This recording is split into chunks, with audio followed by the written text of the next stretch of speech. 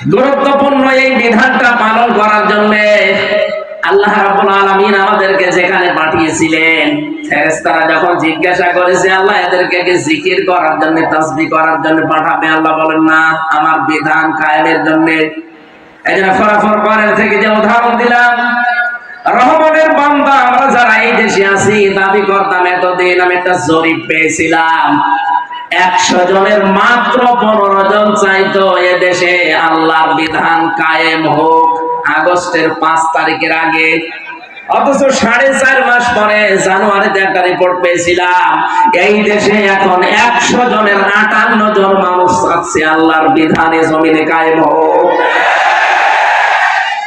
কয়েক মাসের ব্যবধানে মানুষের পরিবর্তন এত এসে গেছে, হিন্দু পর্যন্ত এখন চাচ্ছে কোরআনের বিধান কায়েম হোক। কয়েকদিন আগে জামাত ইসলামের শ্রদ্ধাভাজন আমির জামাত গাইবান্ধায় গিয়েছিলেন, একজন পুরোহিত, একজন ঠাকুর, হিন্দু বেটা, উনি আগে বক্তব্য দিতে গিয়ে জানিয়েছেন এই দেশে কোরআনের বিধান কায়েম হলে আমরা সবচাইতে বেশি নিরাপদে থাকতে পারবো। এই জন্য জালেমদের তো মাথা খারাপ এতদিন ছিল, এখন অনেক মুনাফিক মানুষের মাথা দেখছি খারাপ হয়ে গেছে। ওরাও তো এগুলো দেখে যে হচ্ছেটা কি। এই জন্য মাওলানা মিজানুর রহমান আজহারি একটা কি যেন টাচ দিয়েছে, অনেকের মাথায় গিয়ে লেগেছে।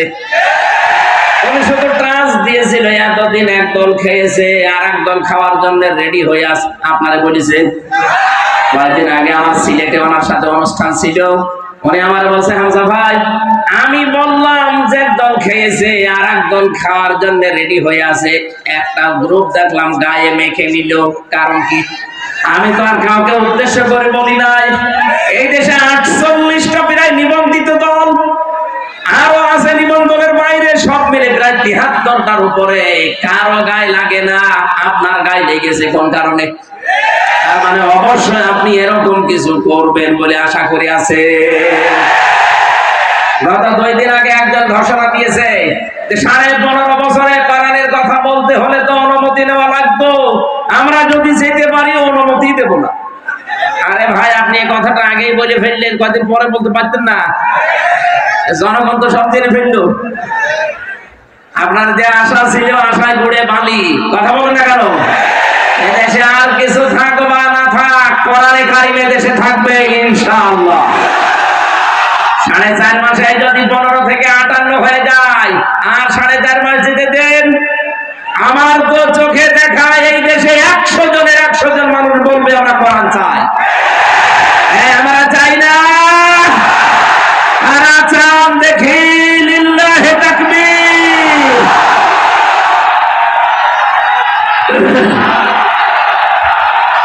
আলহামদুলিল্লাহ।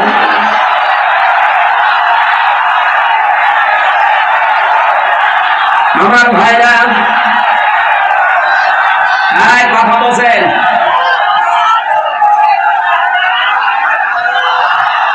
কোরআনে কারিমের এই শোভাবাস আমি বাংলাদেশের 630টা থানায় আমার কম বেশি যাওয়া হয়ে গেছে।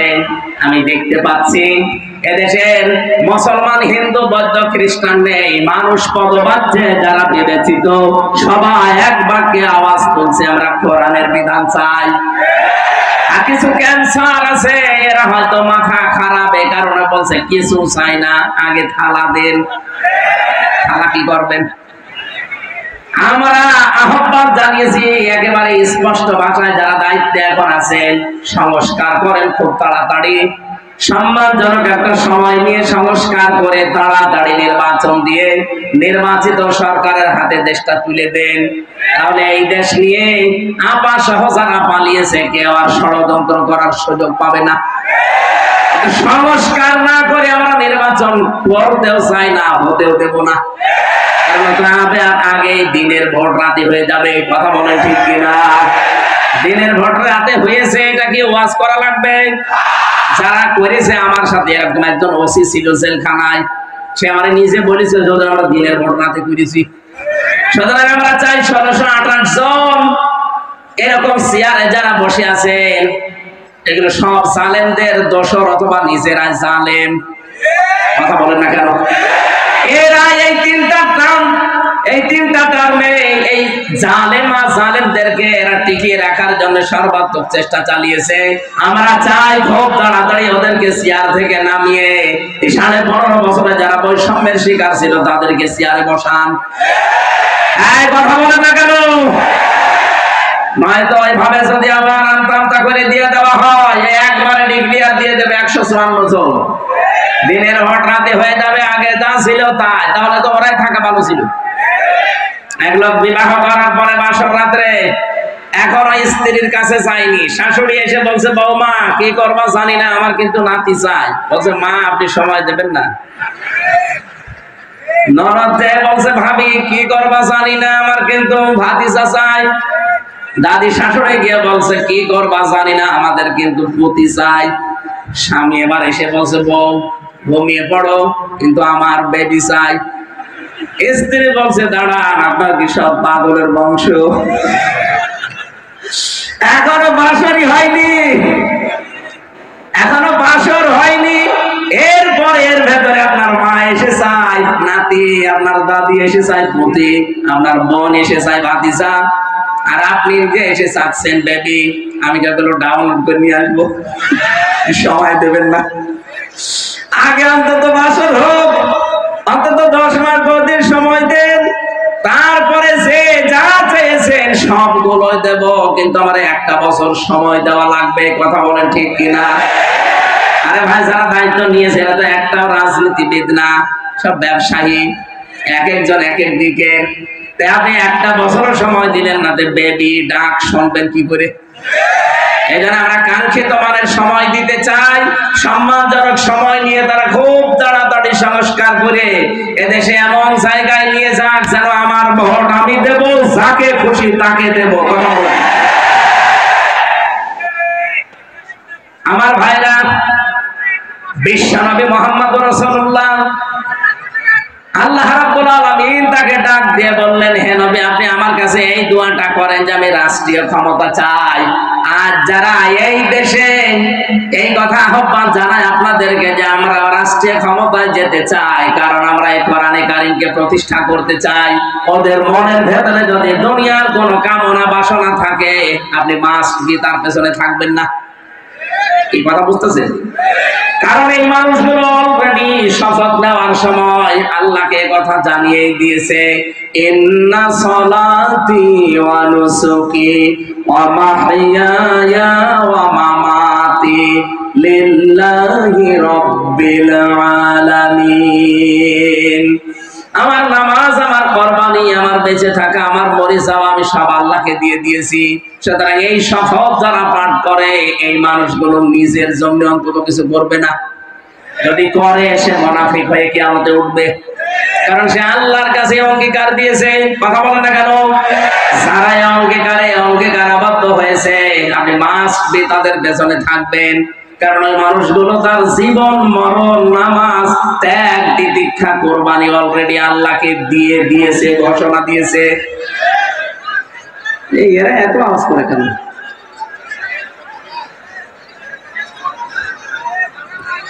কিছু মানুষকে জ্ঞানজাম করার জন্য আসে নাকি?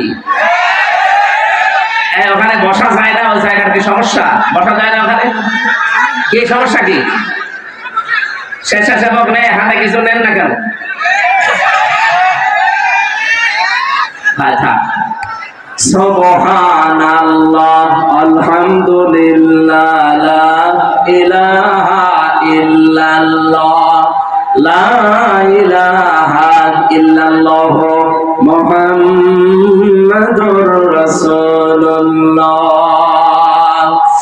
পাবনাবাসী স্ত্রী অভয় দিচ্ছে এই কথা বলে যে আপনি ভয় পাবেন না, কারণ যারা সম্পর্ক ঠিক রাখে এদের ভেতরে কোনো ভয় আল্লাহ রাখে না। আজ বাংলাদেশে যারা সত্যি রক্তের সম্পর্ক, যারা আত্মীয়তার সম্পর্ক ঠিক রাখে আপনি তাদেরকে দেখবেন এই মানুষগুলো ভয় ভীতির ঊর্ধ্বে উঠে গেছে, এদের ভেতরে কোনো ভয় নেই। নবীজিকে 2 নম্বরে হযরতে খাদিজা বলেছিলেন তাহমিলুল কাল্লা, আপনি ভয় পাবেন না, আপনি তো মানুষের বোঝা বহন করেন। দুঃখের বোঝা, কষ্টের বোঝা, ঋণের বোঝা আপনি এগুলো বহন করে দেন। এই দেশে যারা মানুষের বোঝাগুলো কাঁধে নিয়ে কষ্ট সহ্য করে নিজে কিন্তু অন্যকে বুঝতে দেয় না, আপনি দেখবেন তাদের ভেতর থেকে আল্লাহ বিভিন্ন ভয় দূর করে দিয়েছে। আর যারা মানুষকে বোঝা আরো দিয়ে গেল, কষ্টের বোঝা, দুঃখের বোঝা, ঋণের বোঝা, তাদের ভেতরে কত রকমের ভয় আমার আল্লাহ চাপিয়ে দিয়েছে। কথা বলেন ঠিক কিনা? এত ভয় তাদের ভেতরে আল্লাহ ঢুকিয়েছে যে খাবার খাবে সে সময় ভয়তে পায়নি। এমনকি 5 মিনিট সময় দিয়েছে, তাও জনগণ তাকে দিতে চায়নি। তাড়াতাড়ি ভাগেন, ভয়তে তাড়াতাড়ি ভেগে গেছে। আমরা যদি আজ দুঃখের বোঝাগুলো দিয়ে না যেতাম, এই যে 2732 জন মানুষ মারা গেল, 2780 জনের উপরে এখন বিভিন্ন অঙ্গ প্রত্যঙ্গ হারিয়ে হাসপাতালে কাতরায়। এরা পরিবারের জন্য, সমাজের জন্য, দেশের জন্য বিশাল বোঝা।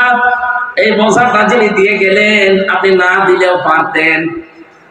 আমি যদি আগে বলতেন ঠিক আছে আমি ছেড়ে দিলাম, তাহলে এই বোঝাগুলো বাংলাদেশে হয় না। কথা বলেন ঠিক কিনা?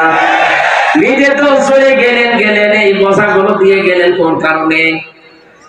কত কোটি কোটি টাকা ঋণের বোঝা দিয়ে গেলেন। এই দেশে বিভিন্ন জিনিসের দাম কমা দূরের কথা আরো বাড়তেছে, কারণ এই শয়তানদের ঋণের বোঝার কারণে। একজন বেগম পাড়া বানিয়েছে, সাহেব পাড়া বানিয়েছে, এক দরবেশী 36,000 কোটি টাকা মারিকাটি করেছে। বাকি যেগুলো দরবেশ না ধরবেশ, ওরা যে কি করেছে আল্লাহ জানে, আর ওরা জানে। এই জন্য দেশটা আবার দাঁড়াবে। আমার মনে হয় খুব তাড়াতাড়ি যারা দায়িত্বে আছেন, বাইরে যত টাকা এই শয়তানরা পাঠিয়েছে, টাকাগুলো আবার তাড়াতাড়ি ফেরত নিয়ে আসেন। কিভাবে করা লাগবে আপনারা জানেন, করেন। এই দেশটা আবার দাঁড়িয়ে যাবে ইনশাআল্লাহ। এই দেশে 18 কোটি মানুষকে আমরা শুধু মানুষ না, 18 কোটি জনসম্পদে পরিণত করতে চাই। কয়েকদিন আগে এক পাইলট আমার বলছিল, ওই দিন আমি মৌলভীবাজার যাচ্ছিলাম, বিভিন্ন রকমের জিনিস যখন দেখতে দেখতে যাচ্ছিলাম হেলিকপ্টারে, উনি আমার বলছো হুজুর এই যে এই ফ্যাক্টরি গুলো, এগুলো যদি কায়েম করা হতো, এদেশে 36 লাখ যুবক এখন বেকার, এদের কর্মসংস্থান গুলো তৈরি হলে দেশটা তো দাঁড়িয়ে যেত। কিন্তু এই জালেমেরা টাকা পয়সা গুলো সব পাচার করে এই দেশটাকে ফোকলা বানিয়ে ফেলেছে। আরে ভাই, আপনি বাইরে পাচার করে কি করলেন, এখন তো ভোগও করতে পারেন না। আমি কয়েকদিন আগে মালয়েশিয়া গিয়েছিলাম, সাহেব পাড়া বানিয়েছে, শয়তানরা থাকতে পারে, হোটেলে থাকে। যে হোটেলে উঠলাম দেখে 2 শয়তান বসে আছে। কি এখানে? হুজুর আমরা আগে পালিয়েছি। কেন সাহেব পাড়ায় থাকবেন না? ওখানে থেকে মায়ের খাবো। এদেশেও বাংলার জনগণ আছে, ওই ঘর তালা লাগানো, যদি জানে যে এখানে আমি আছি, পিটিয়ে আমার ভক্ত বানিয়ে ফেলবে।